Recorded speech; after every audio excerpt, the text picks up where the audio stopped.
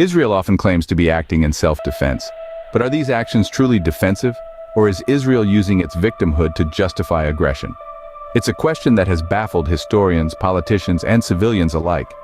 To understand this, we need to journey back in time and explore how Israel has historically positioned itself.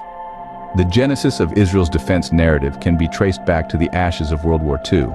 The Holocaust, a tragedy of unimaginable proportions, was a pivotal event that shaped Israel's collective identity.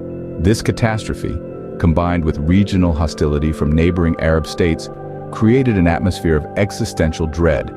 Israel, a fledgling nation, felt perpetually under threat. This fear was not entirely unfounded.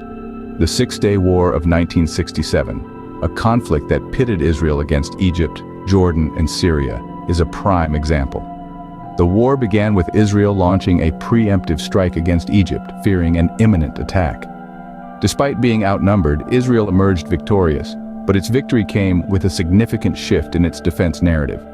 Israel, initially positioning itself as a David against the Goliath of the Arab world, now held vast territories under its control. The Sinai Peninsula, the West Bank, the Golan Heights, and the Gaza Strip were now under Israeli occupation. The nation that had once been on the defensive was now an occupier. This seismic shift in power dynamics was a turning point in the Middle East. It's important to note that Israel's transition from defense to offense was not just about physical territory. It was also about narrative control. The war had given Israel a new defense narrative, that of a nation under constant threat, justifying its military actions as necessary for survival. The world, still reeling from the horrors of the Holocaust, largely accepted this narrative. But was this acceptance warranted? Was Israel truly acting in self-defense? Or was it using its past as a shield to justify disproportionate military actions? This is a question we must grapple with as we delve deeper into the history of Israeli-Palestinian conflict. This set a precedent for justifying future military actions under the defense narrative. Let's turn our attention to Gaza, a region that has been at the center of numerous Israeli military operations. Over the years, Israel has launched several military campaigns in Gaza, such as Operation Protective Edge in 2014, Operation Cast Lead from 2008 to 2009, and most recently, Operation Guardian of the Walls in 2021. These operations have often been justified as necessary responses to rocket fire from Gaza. Yet, the scale of destruction in their wake raises serious questions about their proportionality. Thousands of Palestinians have been killed, many of whom were civilians. Children, the most vulnerable members of society, have not been spared either. One cannot ignore the destruction of civilian infrastructure, homes, schools, hospitals, left in ruins. This isn't simply collateral damage. It's a level of devastation that impacts every aspect of life in Gaza, from access to education and healthcare to the basic human right of having a safe place to call home. How does one measure proportionality in such circumstances? International law provides some guidance. The doctrine of proportionality, a cornerstone of international humanitarian law, stipulates that military responses must be proportional to the threat. This means that the harm caused to civilians and civilian property must not be excessive in relation to the concrete and direct military advantage anticipated. Now consider the Israeli responses in Gaza. Can we really say that large-scale bombing campaigns on civilian infrastructure are proportional to the threat posed by rocket fire from Gaza? These operations have undeniably caused significant civilian casualties and widespread destruction. They've disrupted every facet of life in Gaza and left deep scars in the fabric of Palestinian society. Yet, the Israeli narrative continues to frame these operations as acts of self-defense. Could these large-scale bombing campaigns on civilian infrastructure be seen as proportional responses to rocket fire from Gaza? Israel's military operations often result in not only combatant casualties, but also civilian ones. The distinction between combatants and civilians, a fundamental principle of international humanitarian law, often blurs in the face of Israeli military actions. Take, for example, the assault on Al-Shati refugee camp in the summer of 2021, where 8 children were killed while playing on a swing, a chilling reminder of the disregard for civilian life. Or consider the bombing of Al-Jalaa Media Tower, a structure that housed international media outlets like Al Jazeera and the Associated Press. These attacks on civilian infrastructure are not isolated incidents, but seem to be part of a larger pattern. But the punishment imposed on the Palestinian population extends beyond these direct military operations. The blockade of Gaza, imposed by Israel since 2007, has had devastating consequences on the daily lives of its 2 million inhabitants. The blockade restricts the movement of people and goods, causing shortages of food, medicine, and other essential items. It has crippled the economy, leaving over half of the population unemployed. This blockade, along with other restrictive measures, can be seen as a form of collective punishment. The Geneva Conventions, which form the core of international humanitarian law, explicitly prohibit collective punishment. They state that no one should be punished for an offense they have not personally committed.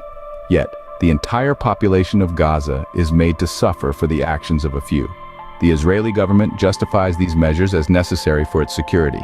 But one must ask, at what cost? Are these actions truly proportional to the threat posed? Or are they a means to exert control and maintain a state of fear and desperation among the Palestinian population? This brings us to a fundamental question. Is it fair to punish an entire population for the actions of a few? The answer to this question may help us understand the true nature of Israel's defense narrative and its impact on the Palestinian people. Israel is a military superpower, but does having superior firepower justify its actions? This question brings us to the stark power imbalance in the Israeli-Palestinian conflict.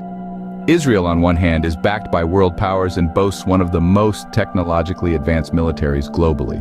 With a robust air force, a formidable navy, and a well-trained ground force, Israel stands as a military titan in the Middle East.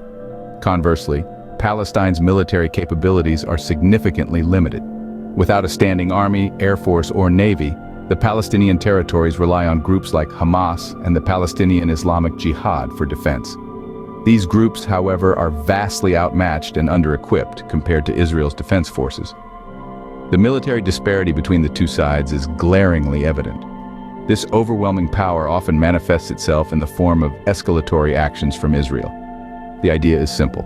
When an aggressor possesses superior military strength, the response to any provocation, however minor, can be disproportionately severe.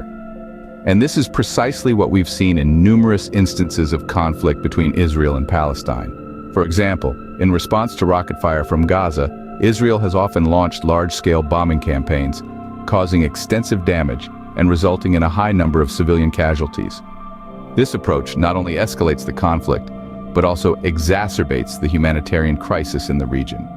Moreover, this power imbalance allows Israel to maintain a prolonged occupation and enforce a crippling blockade on the Gaza Strip, further deepening the crisis. These actions arguably do not de-escalate tensions, but instead perpetuate a cycle of violence. The question then arises, is it self-defense when one side has such an overwhelming military advantage? Or are these actions a display of aggressive power, disguised under the banner of self-defense? Understanding this power imbalance is crucial in assessing the nature of the Israeli-Palestinian conflict. It helps us question whether the responses from a military superpower like Israel are indeed defensive or if they cross the line into aggression. Is it a fair fight when one side has overwhelmingly superior firepower? What really motivates Israel's actions? Let's peel back the layers and examine the real motivations behind Israel's actions. Firstly, territorial control and expansion. Israel's actions often result in the acquisition of more territory, such as in Gaza, the West Bank, and East Jerusalem. This expansion isn't incidental, it's a strategic move, a constant push for more control, more land. And then there's the political gain. Israeli politicians, particularly from parties like Likud and Yamina, have been known to use military operations as a tool to bolster their political standing domestically.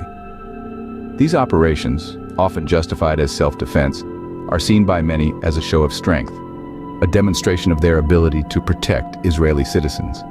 In the end, it's not just about self-defense, it's about territorial acquisition and political power. Is self-defense the real motivation, or are there other factors at play? The international community often accepts Israel's defense narrative, but should it? Western countries, the United States included, are often quick to lend their support to Israel's right to self-defense. Yet these same countries rarely hold Israel accountable for its excessive use of force. This lack of accountability enables a narrative that perpetuates an imbalance of power and allows for the continuation of disproportionate military responses. It is important to remember that the concept of self-defense does not grant carte blanche to perpetrate acts that result in civilian casualties and the destruction of essential infrastructure.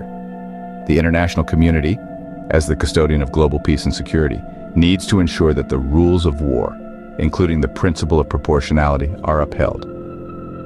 It is time to scrutinize the narrative of self-defense and question the proportionality of Israel's actions. After all, defense does not equate to unchecked aggression, and the world must not stand by as the lines blur between the two.